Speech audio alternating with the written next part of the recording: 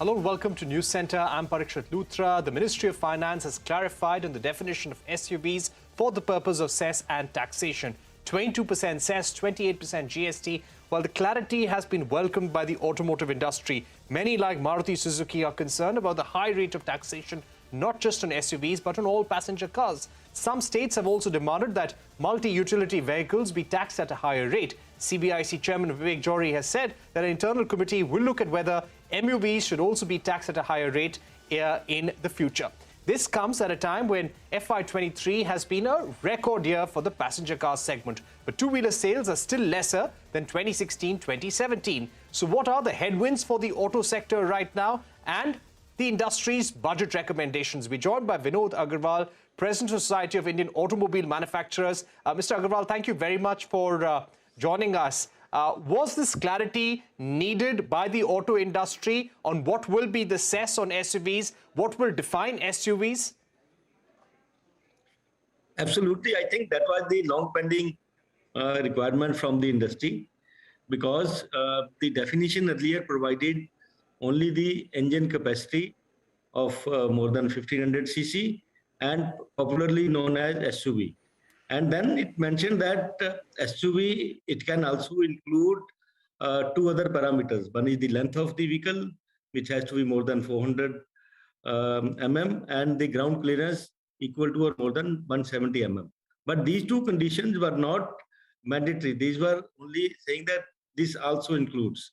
So therefore, it was prone to misinterpretation. Then industry had been requesting that SUV has to meet all these conditions to become the SUV. Which the government has clarified now, which is a very, very welcome step, and it will put to rest a lot of litigation. Right. On the issue of MUV, some states have demanded that it should also be taxed as an SUV. The CBIC chairman has said that an internal committee will look at this demand now. Would you be in favor of this high tax rate on MUVs as well? But SUVs are very clearly defined. The engine capacity has to be more than 1500 cc. The length has to be more than 4000 mm, and ground clearance has to be more than 170 mm. Any vehicle which doesn't meet these conditions, that should not qualify for additional cess. Right. On the issue of taxation on vehicles and cess, a lot of companies, including Maruti Suzuki, have expressed concern about this high tax rate hampering the growth of the industry, especially of the entry-level segment. Is that a growing concern for you as well, Mr. Agarwal? GST and the taxes have been the long pending demand of the industry. We had been requesting the government to rationalize the taxes. But at the same time, GST is a matter which is decided along with states. So therefore, this is not a point that has to be raised at the time of pre-budget memorandum. So therefore, what we have requested the government is that they should continue with the growth-oriented approach for this budget, so that more and more money can be spent on the development projects or the infrastructure projects, because that is very important for our economy and growth. And so that's what we have also requested government, that continue with the growth-oriented approach with more capex. Like last year, they provided 750,000 crores, which was very good. So we have requested that the similar approach should be followed. The other thing which is very important is that, as you have mentioned, we have seen that even though the passenger car overall market is doing very well, and we are likely to touch all-time high. But if you look at the composition of passenger cars, in the earlier peak year of 18-19, around 25% were the multi-utility vehicles. Now, more than 50% are the multi-utility vehicles. So whereas there has been good growth in the multi-utility vehicles, the entry-level cars or the sedans, which are less than 3,600 millimeters length. Now those, that industry has not grown, or that has dropped little. Similarly, entry-level motorcycles or entry-level scooters, that also has dropped significantly. Even though the motorcycle market overall might drop by maybe 10 to 12%. However, drop in these entry-level scooters or 75cc to 100cc motorcycle, that can be as high as maybe more than 20%. So therefore, that is a concern. And that's why we have also requested that these entry-level cars and scooters, they are also purchased more in the rural economy. So if we can boost the rural economy through some means, that will be good for the industry. So that is what we have requested the government, that we Right. should put some incentives for the rural consumers.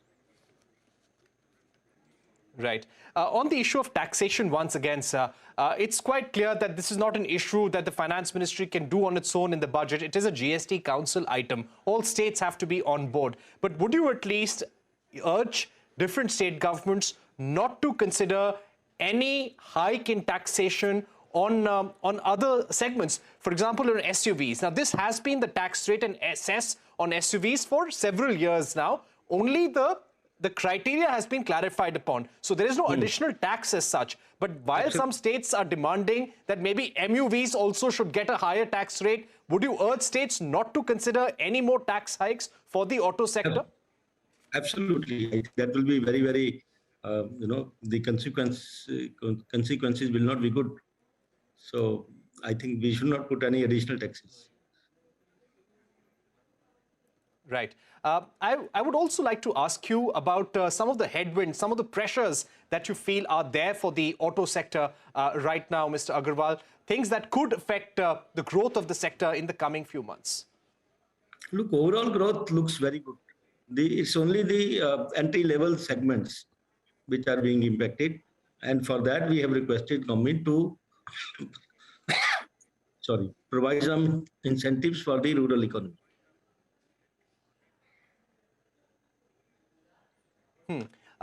On the issue of electric vehicles, how do you see the EV industry taking off in the year 2023? This has been a record year, though on a low base for electric vehicle cars, electric two-wheelers, three-wheelers as well. These are the new technologies which are evolving, and we are seeing a lot more action in the electric vehicle technologies, both in two-wheelers or in passenger cars, as well as electric buses. So we are expecting this will grow more and more, and we will see more and more electric vehicles on the roads in the coming years. So it is going to evolve. Right now, the percentage is very small, but it will evolve. You know, the incoming BS6 Phase 2 and OBD2 norms, could this further increase the price burden on entry-level cars and entry-level two-wheelers?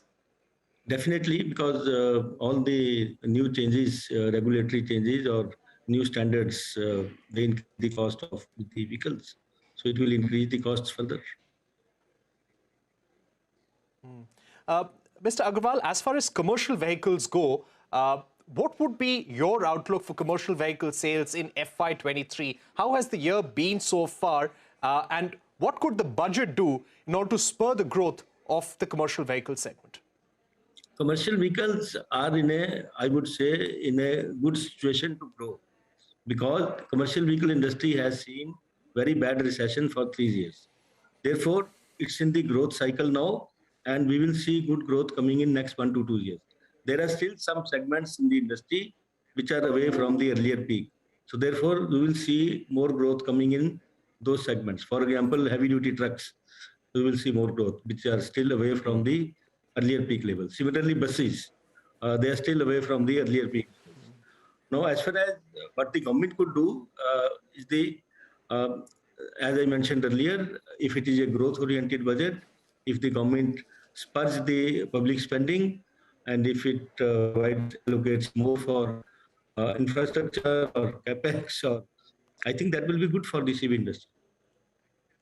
Welcome back. The Economic Advisory Council to Prime Minister has released the Social Progress Index for Indian states and districts. Most of the union territories, including Puducherry, Lakshadweep, Chandigarh and Andaman and Nicobar Islands, have ranked higher on the list. Meanwhile, larger states like UP, Rajasthan, Maharashtra have ranked lower. Puducherry topped the chart, while Jharkhand got the lowest score on the Social Progress Index. India's score of over 60 is lower than the world average of more than 65. With this, India is ranked 110th out of 169 countries. However, it has improved in some categories like nutrition, basic medical care, water and sanitation, access to advanced education as well.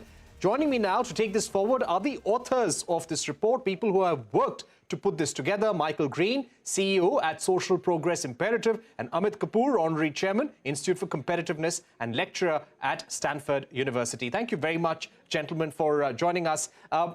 Mr. Kapoor, if I can begin with you, what was the methodology that was used to rank states on their Social Progress Index?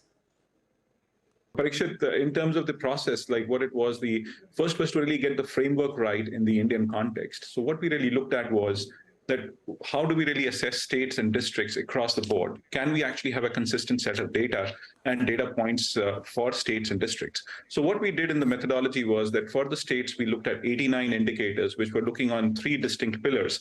And those 3 distinct pillars were looking at the idea of, like, does the country provide for the essential needs? What are the kind of opportunities that are available for people to reach full potential?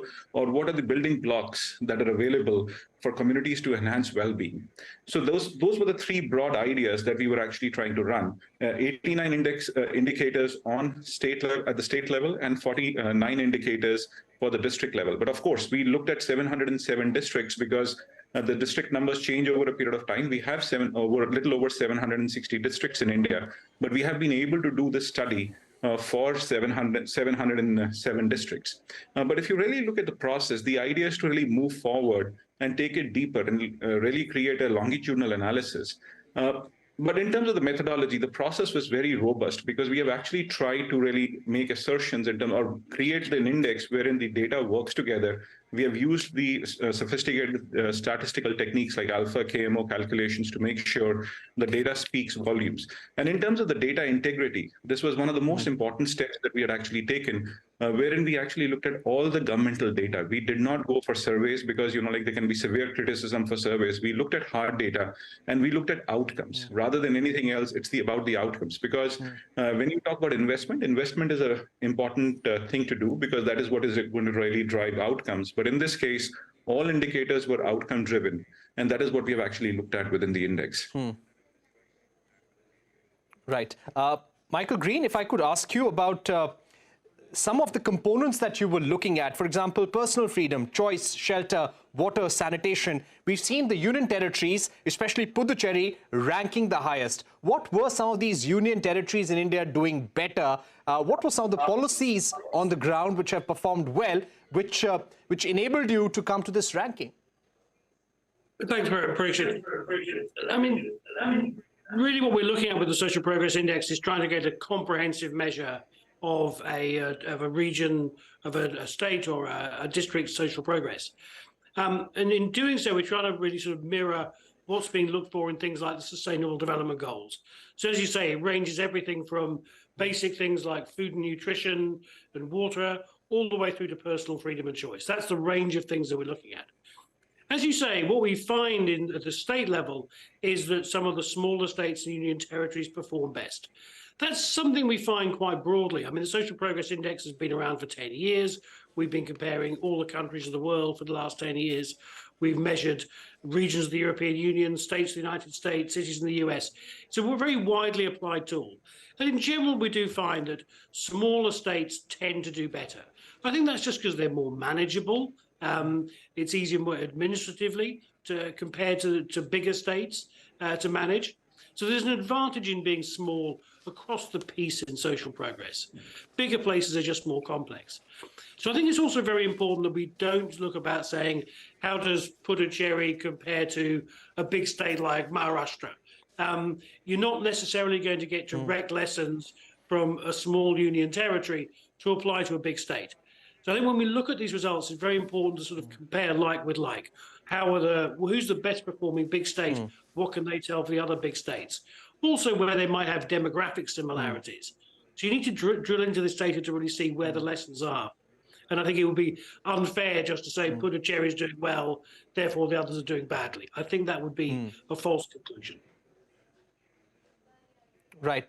Mr. Kapoor, coming to you, of course, some of these union territories, they're easier to manage. You can implement policies more effectively. But what can states like Uttar Pradesh, Odisha, Madhya Pradesh, Assam, Bihar, Jharkhand, which are ranking much lower on your index.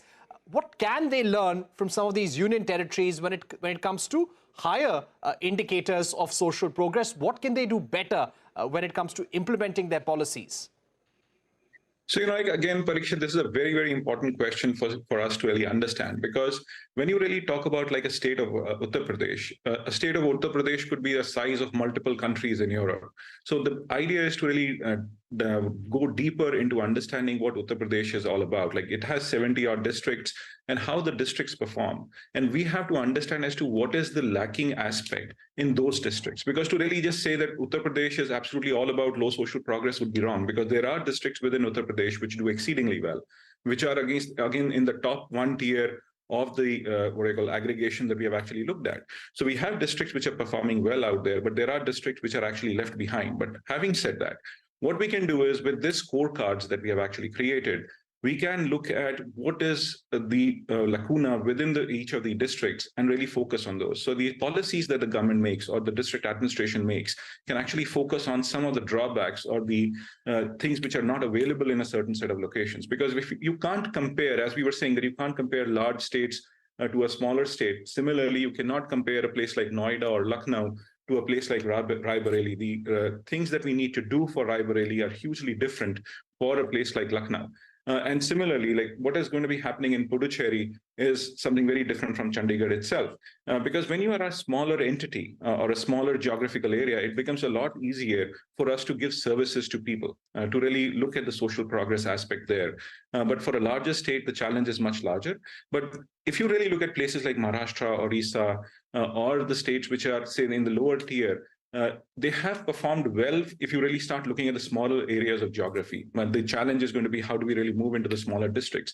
And if you really look at it, there's a very important aspect that we are talking about within the report, and that is about the aspirational districts program. What we find is that aspirational district program has been a stunning success, because we find that there are districts within the aspirational districts which have actually gone to the top tier itself. So you can see that there are programs which are being run by the government, which are having a huge impact on social development of the country. Mr. Kapoor, if I were to also ask you about one of the indicators that you focused on: personal rights, personal freedom, choice, inclusiveness, and access to advanced education. What was probably missing in some of the states when it came to personal rights, personal freedom, and choice? And which segments of policy making or the job market did you actually look at when you were trying to understand the performance of the state on these indicators of personal rights, personal freedom, and choice? So if you really look at it, like the way we are talking about personal rights or personal freedom, we have to go and dig deeper in terms of understanding what are the indicators that we are looking at. So when we really talk about something like, say, land ownership, are there appropriate registration mechanisms available there? Are there any kind of human trafficking violations that are happening? What is the ease of access to judiciary? Similarly, when you talk about personal freedom and choice, child labor has a huge implication. And there are evidences that there are certain bits of child labor that are there within some such set of states. So we need to really take care of those. So now we know, and this is hard data from Government of India itself. We have looked at NSSO, or we have looked at Aisha data, and so on and so forth. So we are looking at the data from the government to really come out with this idea that there are challenges there. So we are looking at a very broad construct of idea of personal rights, of personal freedom and choice, or either when you say inclusiveness, like how well are we really integrating people within the system? And I think what is really happening is that we are seeing huge sets of changes and positive changes in this. In fact, one of the indicators that we are really talking about is, say, access to finance. If there is one country which has improved significantly in the last few years on access to finance, it is India. The whole idea of Jan Dhan Aadhaar Mobile, if we track it on this data, you would notice that Jan Dhan Aadhaar Mobile, or the JAM Trinity, has been an initiative which any country can actually emulate. Like whether it's a developed country or a developing country, they can emulate the huge governance mechanism that India has actually been able to pull through in the last 8 to 10 years. Right. We've run out of time, but Michael Green, if I can put one quick question to you, if you can answer briefly, what about gender equality, greater representation of women in policy making, in government, and also in the labor workforce? How did states perform on that indicator? How important was this aspect in your study? Obviously, that's a critical factor. So what we try to do with the Social Progress Index is make sure that each of the 12 components of the model has a gender perspective. So on different aspects, we'll see very different performance. But you're not going to have national development without women's development. And that's very clear, and that emerges clearly in the data. Right. We've run out of time, but Michael Green, Amit Kapoor, thank you very much for joining us on this broadcast, telling us about the Social Progress Index and what states need to do to perform better, and look at some of the examples of the smaller states of the Union Territories as well. Shifting focus now to a special conversation. A modern car with connected features has more lines of coding than a fighter jet and requires nearly 2 terabytes of storage space. That's the word coming in from data storage company Western Digital. In an exclusive conversation with Ashwit Kumar, Khalid Wani of Western Digital say that they're eyeing the automobile sector to power growth. When we look at the automotive and the transportation industries, particularly in India, we are at the beginning of the cusp of disruptive technology phase. The consumer demand for increasingly sophisticated and connected vehicles, and a result of that, the connected car market is going to witness a massive growth. When you look at the India's connected car market in itself, it's valued at around $9.8 billion, or it was valued at $9.8 billion in the year 2021, and the projected growth in this space is expected to be roughly around $33 billion by the year 2026. So massive, massive opportunity from a growth perspective. Now, we all know that the increasing intelligence that is being built in cars with applications such as dashboard cameras, the digital clusters, the ADAS systems, and of course the AI-based technology, which, by the way, is once was only available on extreme high-end vehicles, has now started becoming mainstream. And with that, we estimate that in the next decade or so, to support the needs of the in-vehicle storage at different autonomous levels, it's important to understand that vehicles would be operating in different autonomous levels, level 1 through level 5. We anticipate that each an average car would require data storage of anywhere between 2 terabytes to around 11 terabytes of storage capacities. Cars are going to practically have their own digital cockpits. That's an interesting way to look at it. But just tell us, as far as modern cars are concerned, we've seen a whole host of new features being launched as a part of these cars. We're talking about very integrated infotainment systems. We're talking about a lot of features that modern cars come with. Can you tell us what is the factor that is contributing towards these cars turning into what you call data centers on wheels? Yeah, you know what? It's a very, very important and an interesting question that you asked, right? When you look at cars of future, the cars of future are going to be practically connected data centers, right?